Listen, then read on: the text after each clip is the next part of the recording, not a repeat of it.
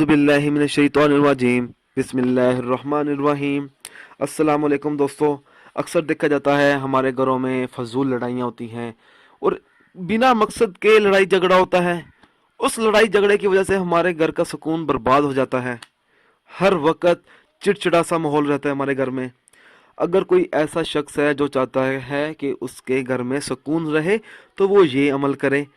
जिस घर में हर वक्त बिला वजह लड़ाई झगड़ा रहता हो, घर के अफराद एक दूसरे को नफरत की निगाह से देखते हों, और घर में कोई एक ऐसा शख्स है जो चाहता हो कि उसके घर में सुकून रहे, बिला वजह की लड़ाई झगड़ा ना हो, अमन व सुकून पैदा हो, तो उस शख्स को चाहिए कि वो ये अमल करे।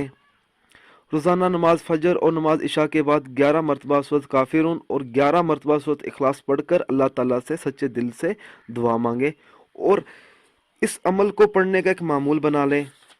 इंशाल्लाह ताला घर में अमन रहेगा, लड़ाई झगड़ा ख़त्म हो जाएगा। दोस्तों, अगर आपको हमारी ये ऑडियो पसंद आई है तो इसको लाइक कीजिए और शेयर कीजिए। साथ ही मेरे channel Zoya life health care को सब्सक्राइब भी कीजिए। जज़ाकल्लाह।